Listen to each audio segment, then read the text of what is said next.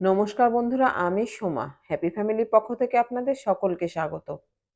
আজ আমি আপনাদের সঙ্গে শেয়ার করব পালং শাক ও বিভিন্ন রকমের সবজি দিয়ে একটা নিরামিষ রান্না। এই দেখুন বন্ধুরা, শাকগুলোকে আমি কেটে ধুয়ে নিয়েছি। আর এখানে সবজিও কেটে নিয়েছি। এখানে রয়েছে ছোট এক টুকরো কুমড়ো, খোসা সমেত কেটেছি। রয়েছে ছোট ছোট দুটো বেগুন, ৫-৬টা শিম, একটা মূলো আর ৩-৪টে পটল। আর রয়েছে ঝাল অনুযায়ী কাঁচা লঙ্কা চেরা। আজ আমি আলুকে সঙ্গে নেইনি, আলুটাকে বাদ দিয়েছি। আর এই বাটিতে রয়েছে বড়ি। তো বন্ধুরা, ভিডিওটি স্কিপ না করে একটা লাইক দিয়ে সম্পূর্ণ দেখার অনুরোধ রইল। এখন ওভেনে কড়াই বসিয়ে দিয়েছি।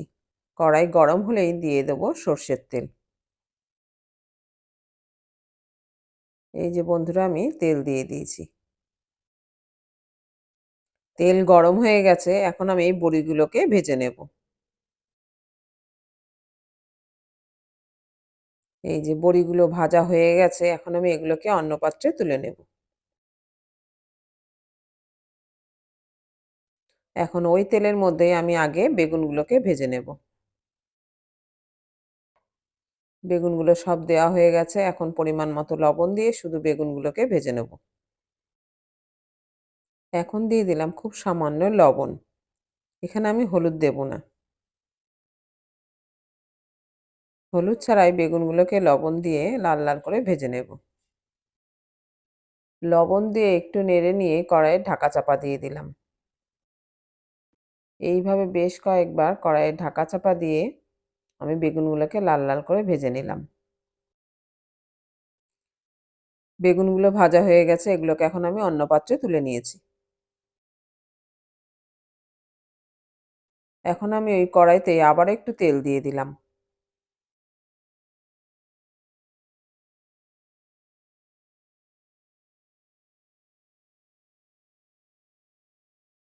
এবার তেল গরম হলে দিয়ে দিলাম তেজপাতা ও শুকনো লঙ্কা।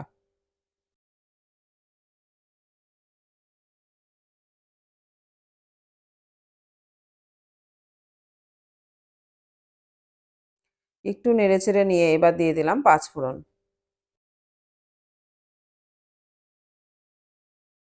কড়াই থেকে যখন মিষ্টি গন্ধ বেরোবে তখন আমি একে একে সব সবজিগুলোকে দিয়ে দেব। তো প্রথমে দিলাম আমি শিম। শিমগুলো দিয়ে একটু নেড়ে নিয়ে দিয়ে দিলাম মূলো। এরপর দিয়ে দিলাম কেটে রাখা পটল।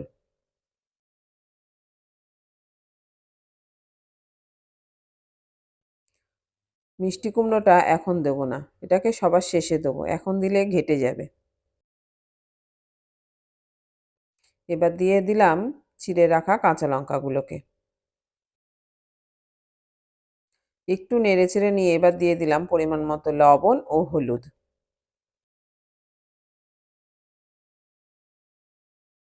লবণ হলুদ দিয়ে কড়াইটাকে নেড়েচেড়ে দিয়ে ঢাকা চাপা দিয়ে রাখবো 10-12 মিনিটের জন্য।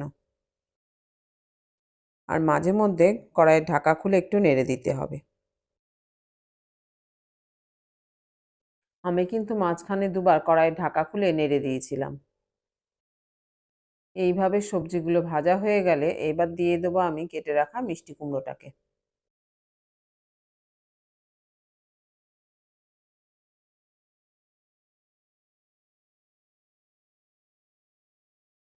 মিষ্টি কুমড়োটা দিয়ে বেশ ভালো করে নেড়েচেড়ে দিলাম। আবারও কড়াইটাকে ঢেকে দিলাম 5-7 মিনিটের জন্য। মাঝে মাঝে কড়াইয়ের ঢাকা খুলে নেড়ে দিতে হবে, সবজিগুলো যাতে তলায় লেগে না যায়। এখানে কিন্তু সবজিগুলোকে খুব বেশি পরিমাণে নাড়াচাড়া করে ঘেঁটে ফেললে হবে না। চেষ্টা করতে হবে সবজিগুলো যাতে আস্তে আস্তেই থাকে। এখানে সবজিগুলো প্রায় সেদ্ধ হয়ে গেছে। এই সময় আমি দিয়ে দিলাম গ্রেট করে রাখা আদা। আদা দিয়ে বেশ ভালো করে আবারও কড়াইটাকে নেড়েচেড়ে দিলাম। এখন দিয়ে দেবো আমি গুঁড়ো মশলাগুলোকে। এখানে দিলাম ছোট্ট চামচের 1 চামচ, খুবই ছোট্ট চামচ। এর 1 চামচ ধনের গুঁড়ো, 1 চামচ জিরের গুঁড়ো আর 1 চামচ লঙ্কার গুঁড়ো। আমি কিন্তু তরকারিতে খুবই তেল মশলা কম খাই। তাই যখন সবজিতে মশলা দিলাম, এই ছোট্ট চামচের 1 চামচ মানে চা চামচের 1/2 চামচ মতো হবে। মশলা দিয়ে সবজিগুলোকে নেড়েচেড়ে নিয়ে এবার দিয়ে দিলাম আমি কেটে রাখা শাকগুলোকে। এই যে আমি শাকগুলো দিয়ে দিলাম। শাকগুলো দিয়ে এবার সবজিগুলো, শাকগুলো একসাথে বেশ ভালো করে ওলটপালট করে নিয়ে কড়াইটাকে ঢেকে রাখবো আবারও 10 মিনিটের জন্য।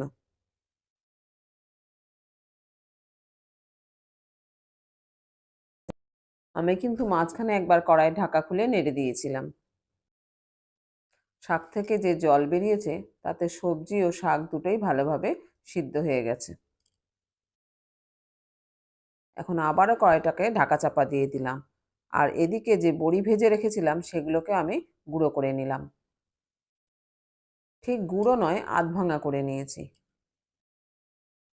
এবার ঢাকা খুলে আমি এই ভেঙে রাখা বড়িগুলোকে দিয়ে দিলাম।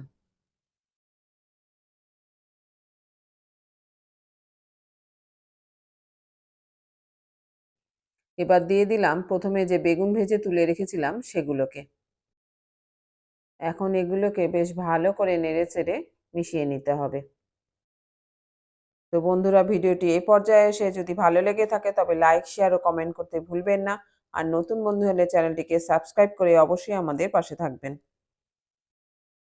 আর আপনাদের কাছে অনুরোধ রইল এইভাবে একদিন পালং শাক রান্না করে খেয়ে দেখবেন। আর যারা সবজি পছন্দ করে না তারাও চেয়ে খাবে। এটা এতটাই ভালো হয়েছিল খেতে যে আমার ছোট ছেলে ২ বার চেয়ে নিয়েছে। ও কিন্তু একদমই সবজি খেতে চায় না। এবার খুব সামান্য পরিমাণে চিনি দিয়ে দিলাম। নিরামিষ তরকারি একটু মিষ্টি হলেই ভালো লাগে। আমার রান্না কিন্তু এখন হয়ে এসছে বন্ধুরা। এখন ওভেনটাকে অফ করে দিয়ে আমি এটা সার্ভিং বলে ঢেলে নেব।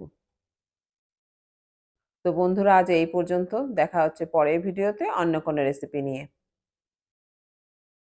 ততক্ষণ সবাই ভালো থাকবেন, সুস্থ থাকবেন।